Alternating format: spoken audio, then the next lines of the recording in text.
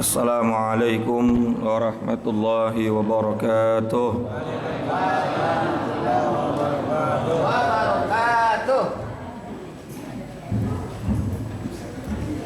Ya Rabbi bil Mustafa balligh maqasidana waghfir lana ma madha ya wasi'al karami.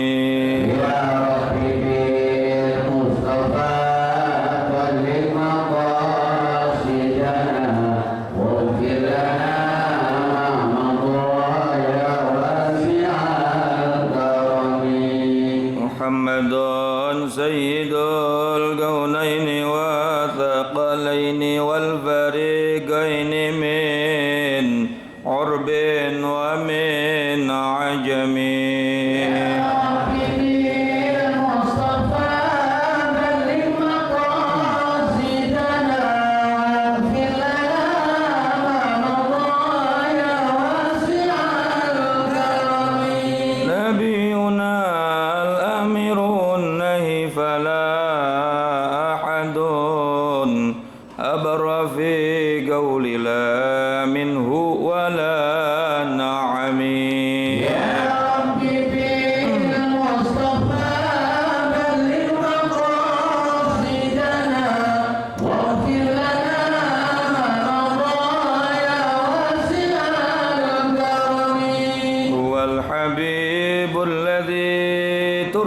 شفاعته لكل هول من الأهوال مقتحم يا ربي المصطفى بلغ مقاصدنا واغفر لنا ما مضى يا واسع الكرم اللهم صل وسلم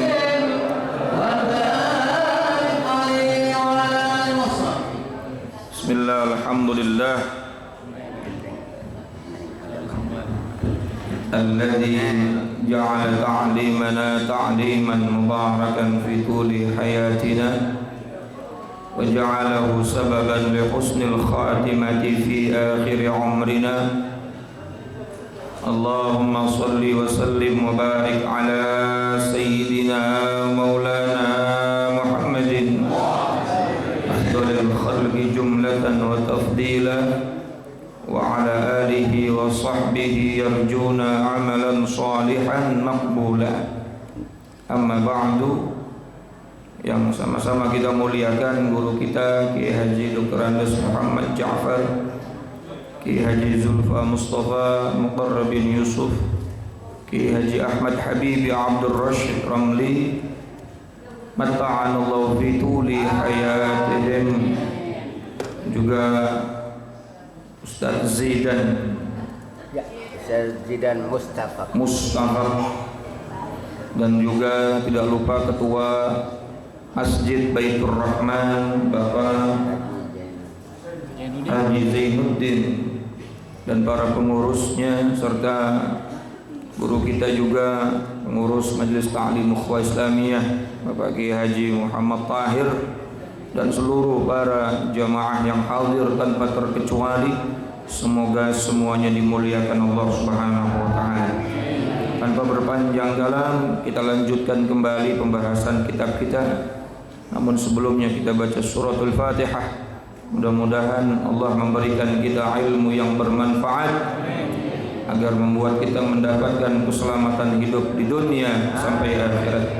Al-Fatihah bil qabul wa ila hadratir rasul ala hadhihi niyyah wa ala kulli niyyatin salihah wa ala man nawa salafun salih wa ila hadratin nabiyil mustafa sayyidina wa habibina syafi'ina wa karimina maulana Muhammadin sallallahu alaihi wa alihi wa sallam wa ala alihi wa azwajihi wa dhurriyyatihi wa ahli baitihi ajma'in. Thumma ila ruhi muallif hadzal kitab Sayyidi Syekh Zainuddin bin Ali Al-Malibari Al-Fannani wa Sayyidi Syekh Nawawi bin Umar Al-Jawi wa jami' masyayikhina wa ustadina wa muallimina fi din al-ahya wa mayyitihim anna Allah ya'li darajatihim fil jannah ويهد علينا بركاتهم وأسرارهم وأنوارهم وعلومهم ونفاتهم في الدين والدنيا والآخرة وإلى أرواح والدينا وآبائنا وجميع المسلمين والمسلمات والمؤمنين والمؤمنات الأحياء منهم والأموات وإلى حضرة النبي الفاتحة.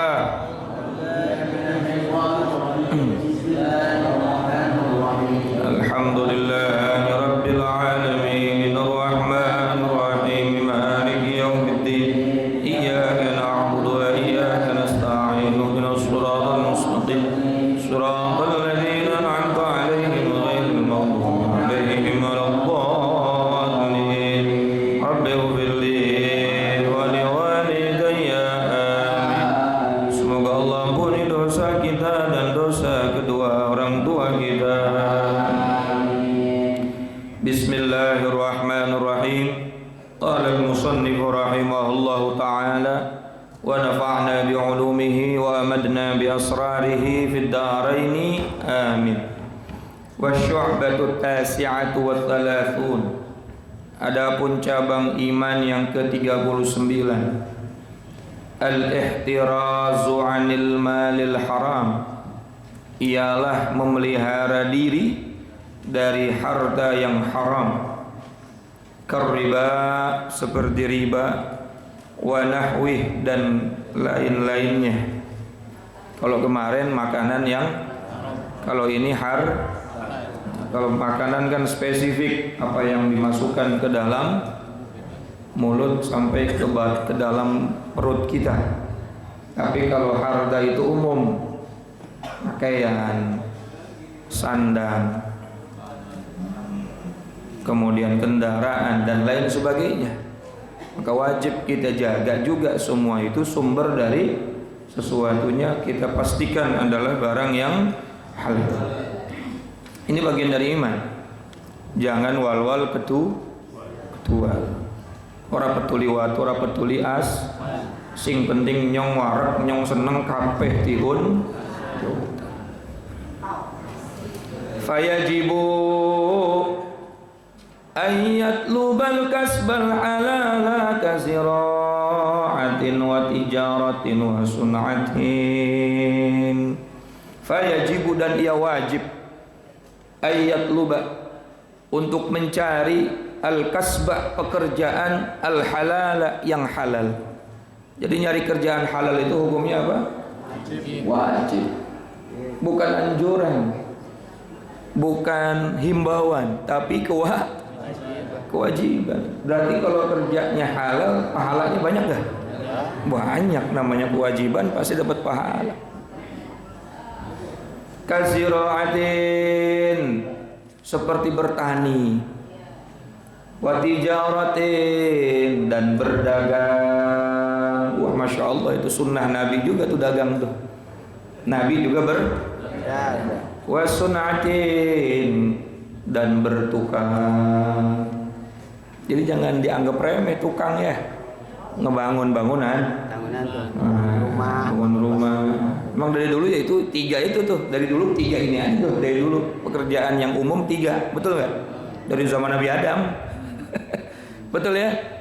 Bertani, berdagang, jadi tukang. Emang itu aja dari dulu. Yang pekerjaan yang dari dulu udah ada. Kalau sekarang kan tambah banyak tuh. Nah, sekarang dari handphone aja orang bisa dapat duit. Tapi ini contohnya yang dari dulu sudah ada, seperti bertani, berdagang, dan bertukang. Jadi tukang itu ya baik, nggak ada jeleknya. Saya pernah jadi tukang. Pernah. Bapak nggak percaya? Bapak saya dulu kan kontraktor, rumahnya ngontrak, punya motor. Gak maksudnya tukang bikin rumah gitu ya. Nah saya suruh ikut meluk bapak. Ikut bapak ngapain ya, ngapain kayak ngawasin tukang. Ya kalau bisa belajar ngaduk begitu. Jangan malu, mit. Namanya orang nyari yang penting bener Pak, saya nggak bohong. Kuat sebulan doang tapi. Tapi artinya orang tua ngajarin yang bener gitu. Kalau nggak punya duit ya nyari dengan cara yang halal, nggak usah malu. Walaupun kamu keluar dari kampus, kamu anak pesantren, mau udah ngajar, tapi kalau nggak punya duit ya cari duit yang halal. Sampai ada kalimat mau ngojek juga nggak apa-apa.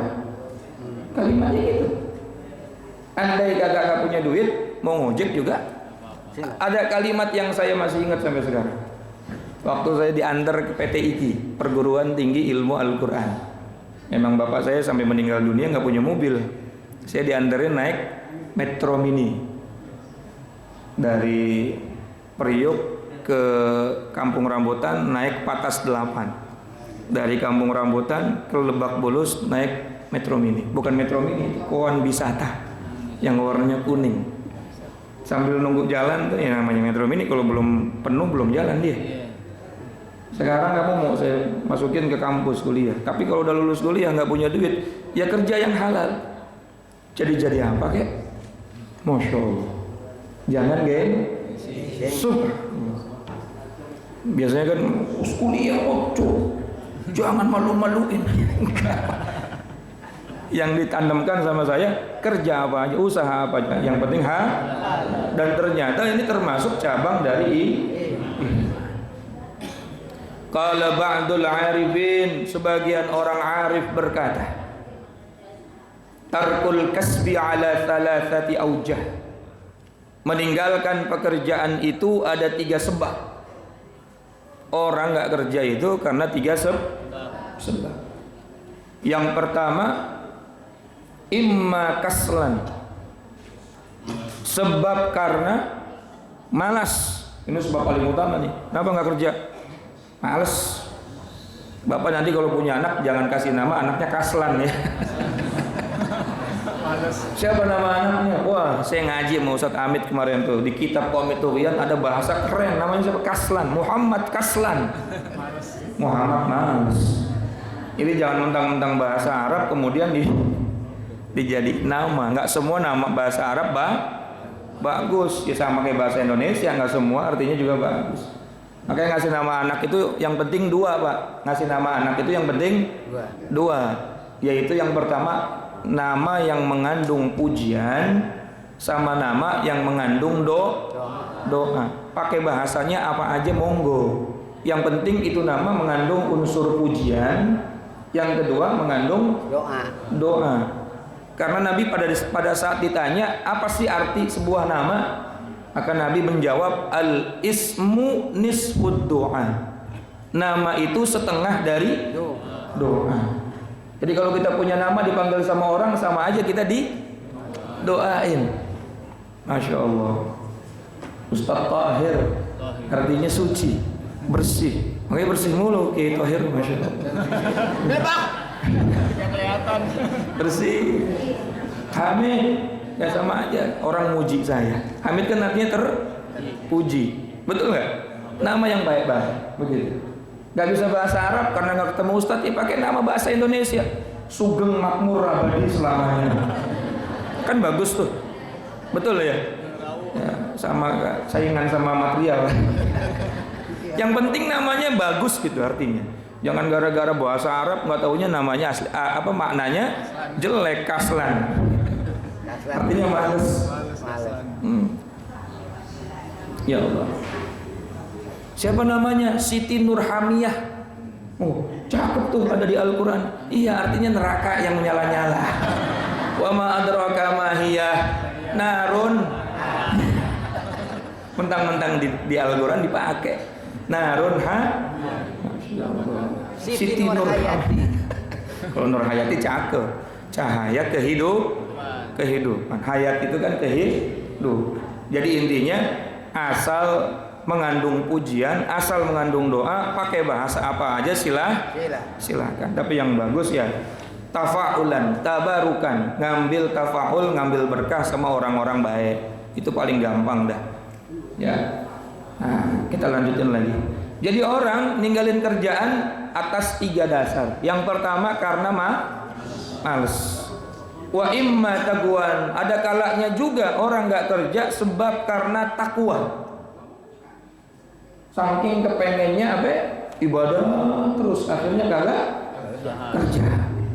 Yang ketiga, wa imma khaufan 'anil 'ari, ada kalanya orang kerja takut hina, menjaga gengsi.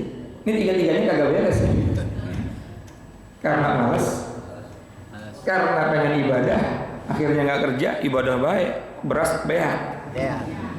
Yang ketiga karena kenapa kerja? Gengsi, orang-orang udah punya mobil, gue belum. Nah,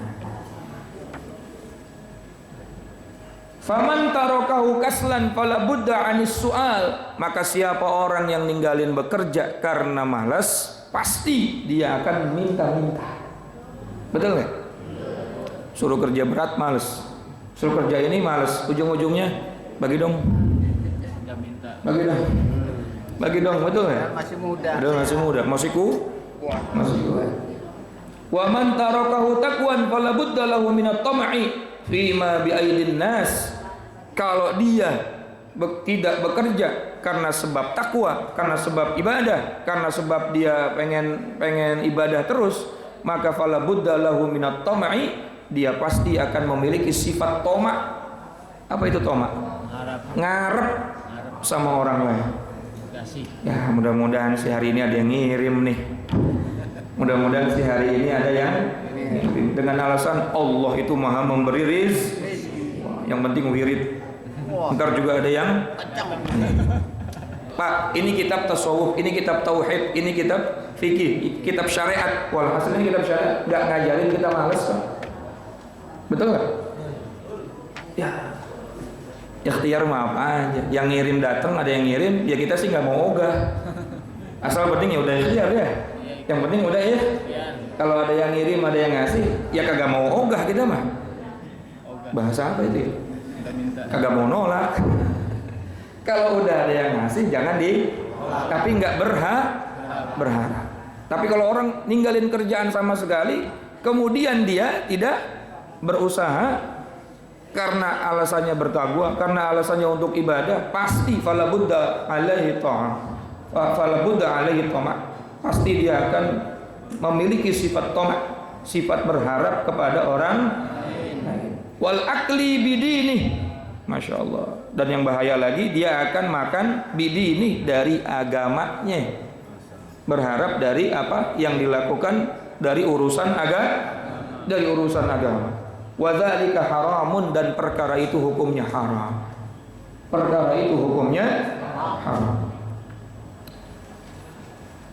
Wa man tarakahu khaufan minal 'ari wa hamiyatan, dan barang siapa orang yang tidak bekerja karena takut menjadi hina dan menjaga gengsi, fala budda lahu minas sariqati, pasti dia akan mencuri karena targetnya belum karena kan nggak gengsi, dia nggak mau kalah gengsi. Wah, target cuma segini, belum bisa beli mobil baru nih, cari apa kek yang bisa buat memenuhin targetnya. Masya Allah, na'udzubillahi min dzalik. Wa qala ba'duhum, berkata sebagian ulama, man iktasaba liyasuna wajhahu 'anil mas'alah, barang siapa orang yang mencari nafkah karena menjaga martabatnya dari meminta-minta. Orang nyari kerja karena punya tujuan supaya saya kagak minta. Maka kata Nabi, kata ulama, jaa yaumal qiyamah, dia akan datang pada hari kiamat nanti, wa wajhuhu kal qamar, wajahnya seperti bulan purnama, wa salima min minanir rijal, dan dia akan selamat dari ungkit-ungkitan pemberian seorang, allati hiya afdalu minal jibal, yang namanya ungkit-ungkit itu lebih berat daripada manggul gunung. Betul nggak? Orang yang jarang minta-minta, dia akan datang kepada Allah nanti pada hari kiamat. Dia bekerja, apapun ikhtiarnya, yang penting dapat rizki, yang penting saya nggak minta untuk urusan pribadi. Nanti dia pada hari kiamat akan datang, wajahnya bercahaya seperti bulan purnama. Dan yang paling utama, di dunia dia tidak akan pernah mendapatkan satu hal yang terberat yang dialami oleh manusia, yaitu apa? Ungkit-ungkitan seseorang kepada dirinya. Kadang-kadang kita pernah dikasih nggak seberapa, betul nggak? Betul nggak kira-kira? Gara-gara kita punya masalah sedikit, ujung-ujungnya orang yang pernah ngasih kita, belagu dulu aja. Kalau nggak ada gua tuh, betul nggak Pak? Kalau nggak ada saya tuh, emang dia siapa? Begitu dia. Masya Allah. Kalau nggak ada saya, emang siapa? Padahal Allah berfirman, la tubtilu sadaqatikum bil manni wal adha. Pak, Bu, jangan kamu hancurkan pahala sedekahmu dengan kamu sakiti orang yang kau beri dan kau ungkit-ungkit pemberiannya. Dalam Al-Quran surat Al-Baqarah juz 3 itu, ya ayyuhalladzina amanu la tubtilu sadaqatikum bil manni wal adha. Jangan kamu hancurkan pahala sedekah yang sudah kamu keluarkan. Ini yang hancurin pahala sedekah dua nih. Yang pertama karena mengungkit. Yang kedua nyakitin orang yang Pak, minjem duit dong. Pak, boleh minta bantuan? Boleh. Lalu mau orang miskin ini gue bantu orang miskin mah ngasih tapi nyakitin. Betul nggak? Itu kagak ada pahalanya begitu. Jadi jangan sampai kita punya kebaikan yang banyak tapi hancur gara-gara dua perkara ini. Yang pertama ngungkit-ngungkit, yang kedua menyakiti. Karena ini keduanya juga menyakiti banget buat orang yang menerima. Wa qala ba'dul ulama, dan berkata sebagian ulama, talabul kasbi lazimun, mencari usaha itu hukumnya wajib. Ka talabil ilmi, sama seperti halnya wajibnya mencari ilmu. Jadi jangan dianggap kerja halal itu biasa aja Pak, tapi hukumnya memang wajib. Sama seperti kita mencari ilmu untuk keselamatan hidup dunia dan akhirat, hukumnya wajib. Wa huwa arba'atu anwa'in. Maka orang bekerja, orang mencari nafkah, orang mencari harta yang halal, itu hukumnya ada 4 perkara, ada 4 macam. Yang pertama fardun, wajib. Yang kedua sunnatun, yang ketiga mubahun, mubah. Yang keempat haramun, haram. Jadi orang nyari duit, nyari nafkah, orang bekerja, bisa hukumnya wajib, bisa hukumnya sunnah, bisa hukumnya mubah, bisa hukumnya haram. Nah, kita yang mana nih? Maka yang pertama, mencari nafkah itu hukumnya fardun alias wajib, wa huwa kasbu aqallil kifayati li nafsihi wa iyalihi wa dinihi wa dinihi. Yang pertama, hukum mencari usaha atau hukum berusaha mencari rezeki yang halal itu hukumnya wajib adalah minimal untuk mencukupi kebutuhan dirinya, kebutuhan keluarganya, dan kebutuhan saya bisa makan, anak saya makan, istri saya makan, buat sholat sarung aman, mukena aman, buat wudu air bisa beli, buat baca Quran listrik token bisa, seukuran mencukupi itu, maka hukum mencari nafkah adalah wajib. Paham nggak kira-kira Pak? Jadi jangan sampai kagak diniatin Pak kalau buat nyari duit. Saya keluar rumah mencari nafkah yang halal, niat saya untuk nafkah anak istri dan untuk kebutuhan beribadah, maka keluarnya Bapak tiap langkahnya pahala. Karena wajib hukumnya. Pahala yang luar biasa. Meninggal dunia saat mencari nafkah dalam keadaan seperti itu, hukumnya syahid. Hukumnya syahid, syuhada, pejuang-pejuang. Ya, Masya Allah. Yang kedua, wa mustahab, hukum mencari nafkah yang halal adalah sunnah. Wa huwa kasbuz zaidi ala dzalika yaitu usaha yang melebihi kebutuhan wajib tersebut. Anak udah terpenuhi kebutuhannya, makan udah 3 kali, bahkan bisa mindo. Ya. Baju ya sebulan, 2 bulan, 3 bulan sekali ganti bahkan. Berarti udah lebih dari cukup. Tapi dia masih tetap mencari nafkah. Masih ngambil lemburan. Masih ngambil sesuatu yang di luar kewajiban kerjanya. Maka supaya mendapatkan itu pekerjaan nilai kesunahan, diniatin untuk apa? Untuk apa, Pak? Liwasiya bihi faqiran aw yasila bihi rahiman wa huwa afdalu min naflil ibadah. Diniatin untuk bisa nolong orang fakir. Kalau saya banyak duit, ada orang butuh bantuan, gampang saya ngasihnya. Itu nyari duit lebih banyak, hukumnya sunnah. Atau yasila bihi rahiman, atau untuk menyambung bisa nyambung silaturahim. Ya Allah, orang kan kalau banyak duit, masya Allah, wah apa aja nemplok lah. Betul nggak? Banyak duit, siapa aja dah. Giliran udah kagak ada duit, udah bokek, laler aja males nemplok.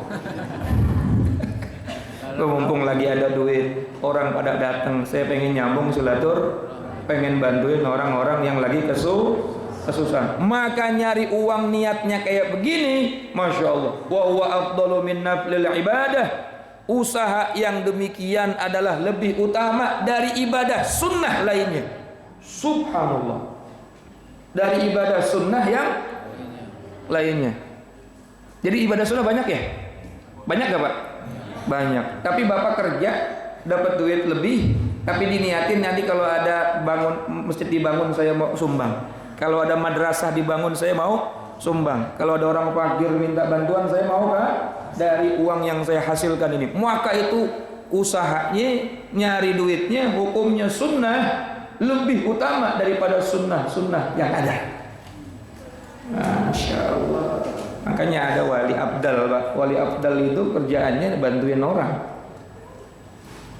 Di dalam kitab Al-Minah Husaniyah ala Wasiyatil Madbuliyah itu diterangkan bahwa Sayyidina Ali pernah diwasiatkan sama Rasulullah, ya Ali, inna awliya Allah lam yanalu sa'ati rahmatillah bikasratil ibadah. Sesungguhnya para walinya Allah itu gak sampai kepada derajat menjadi wali dengan banyaknya ibadahnya banyak, tetapi bukan dengan itu dia jadi walakin naluha bisakhawatin nafas, tetapi dia menjadi wali karena punya jiwa yang dermawan, tangannya ringan, bantuin orang, ibadahnya banyak, tetapi bukan karena itu jadi wali, tetapi dia menjadi wali itu karena tangannya ringan untuk membantu orang. Makanya kalau kita ziarah ke kiai-kiai sepuh, apalagi sampai sekarang di Mbah Mangli itu di Magelang, kita datang wajib makan.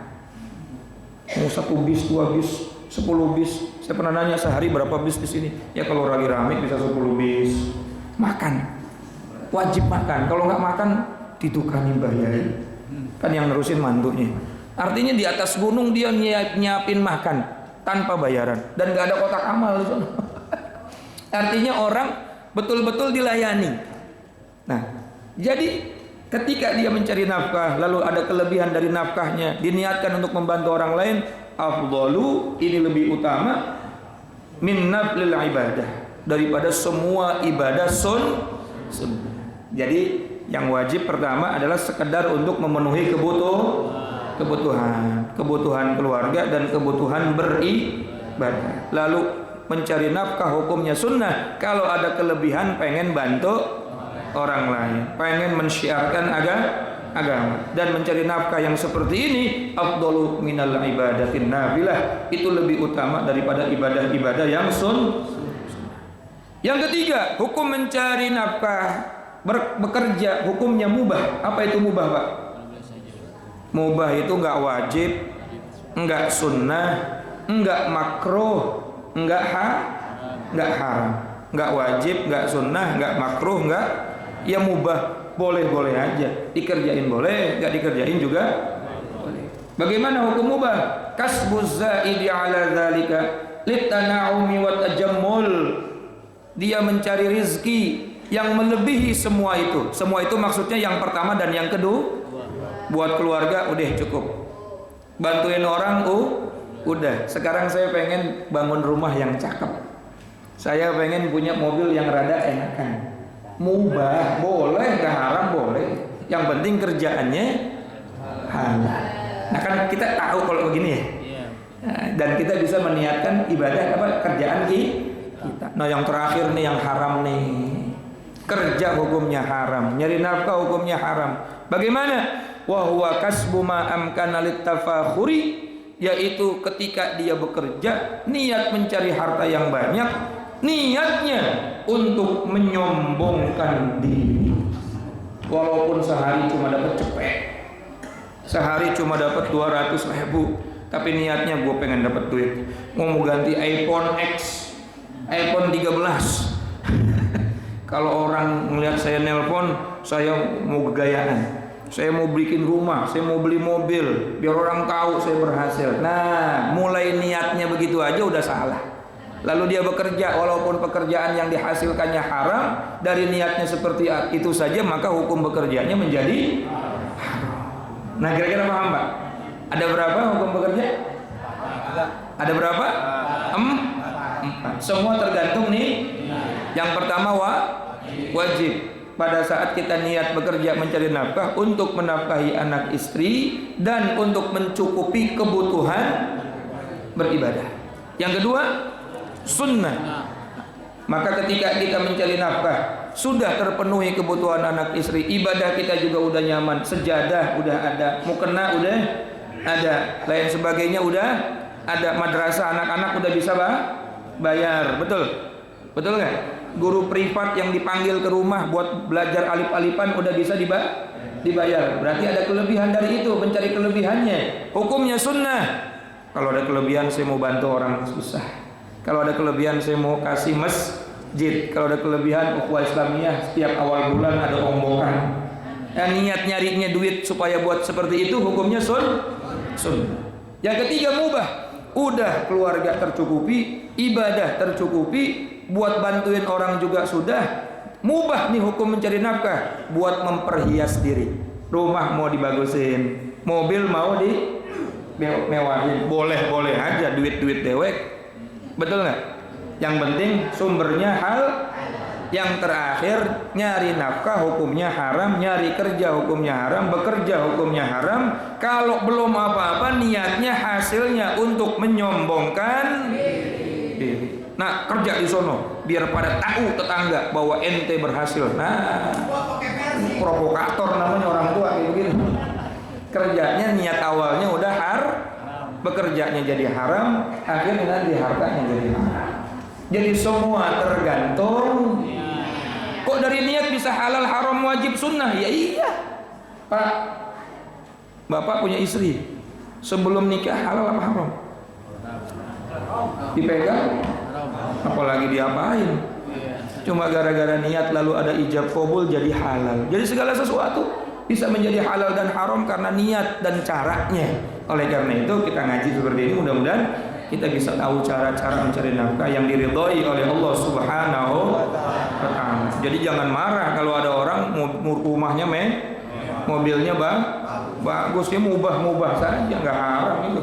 Ini yang nerangin ulama yang nyusun kitab tasawuf. Berarti orangnya tasawuf itu bukan tidak tasawuf itu nggak boleh sombong. Nah, tasawuf itu min arkan min jami'il ibad, min anwa'il ibadatil qalbiyah, macam-macam ibadah hati. Jadi tasawuf itu nggak boleh sombong, nggak boleh ujub, nggak boleh riya. Nah itu tasawuf tuh. Kalau untuk masalah dunia, monggo silahkan saja. Yang penting sumbernya halal, niatnya baik. Wallahu a'lam bishawab. Mudah-mudahan manfaat, kurang lebihnya mohon maaf. Assalamualaikum warahmatullahi wabarakatuh.